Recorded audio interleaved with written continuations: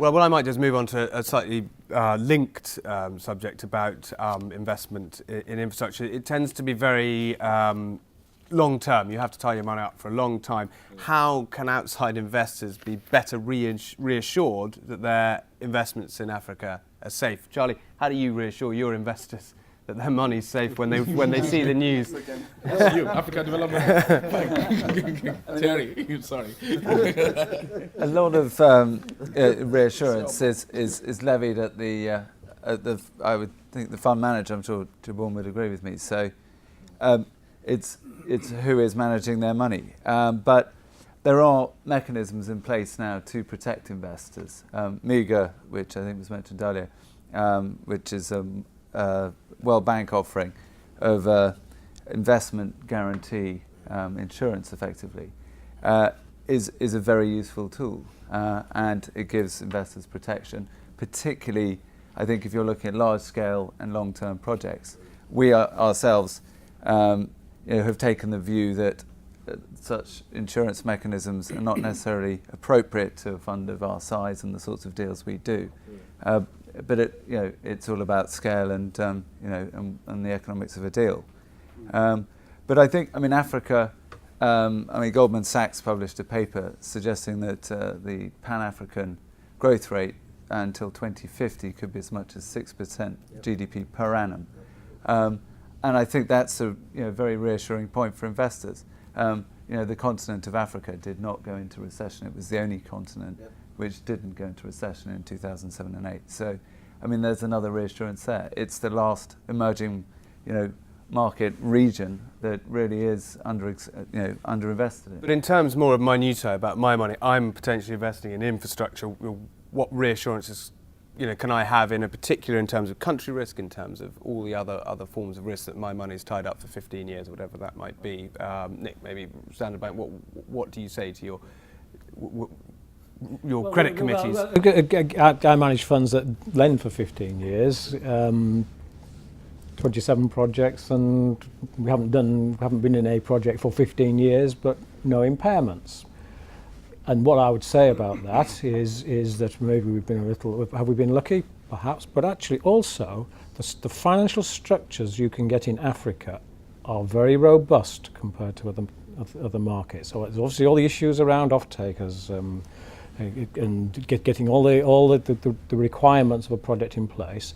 But as an investor, you can get quite certainly as a debt provider, you can get very robust financial structures. And I think the experience, if you talk to the IFC and I think the AFDB, actually the level of defaults is not great. It's a little bit of a myth that Africa is high risk. Okay, because actually when you get down to it, you get good returns and you get strong structures. I think there's an interesting issue here, which is some of the point that Thierry raised earlier, which is about how do you mobilise local currency for long-term infrastructure projects, and which I think is actually is very important. There's a lot in African countries. There are long-term savings in insurance companies and pension funds. All that money does at the moment is go into government bonds. Now that can be released for infrastructure. Mechanisms should enable it to be released to infrastructure.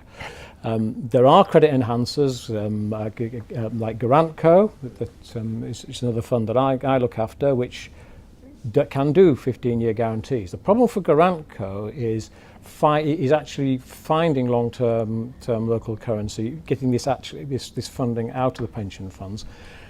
Banks in an African context don't lend, domestic banks in Africa don't lend much beyond 7 years. 7 years, 5 years more comfortable, 7 years occasionally. 7 years occasionally. So if you want to do a 15-year power project, if you want a PPA that's expressed in Kenya shillings or naira or whatever, you need someone who can provide 15-year naira.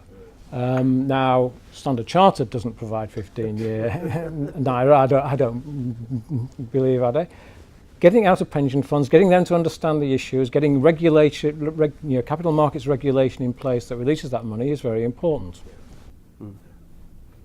Anyone else have any comments on that? Yeah. On that particularly, I'd like to cite several initiatives taken recently, which are infrastructure bonds, particularly in Nigeria and Kenya. The government of Nigeria has had a program of, I have to look at my note, 275 billion naira, which is equivalent to $1.8 billion infrastructure bond. They've issued so far 50 billion naira, which is $330 million. Kenya has issued 3 infrastructure bonds in Kenyan shilling, 12-year and 8-year. So they are trying to help bridge this gap. And also, I'd like to cite some utilities. I mean, because apart from South Africa, there are no utilities in other countries in Africa issuing bonds. But there was an exception by the Kenyan Public Utility, who issued their first infrastructure bond in September 2009. It was a 27 billion Kenyan shilling bond. Which Standard Chartered Bank had a pledge. So you know.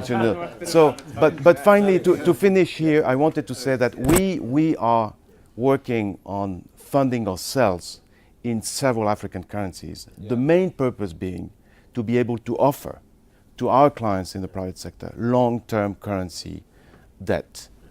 This is about also developing the capital markets as well. This is part of the same discussion. There is an issue here, an underlying issue about interest rates. Local interest rates are high. Once you start to do 15-year deals and interest rates are 20%, becomes quite difficult to make such things economic. So there's also an issue that this will local currency interest rates need to be at acceptable levels, and that's a bigger macroeconomic issue. But we aim to start first at floating rates because they are easier to... I think to add to what Thierry said earlier, and of course to complement your point, in addition to Kenya and Nigeria, as you know, Ghana also went to the market to issue international, this time international, which is also important.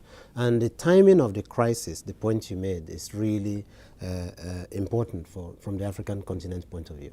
The timing of the crisis, because if you recall, what was happening before the crisis was that a number of African countries began to have attained sustained growth of 5 to 6% for over 6 years.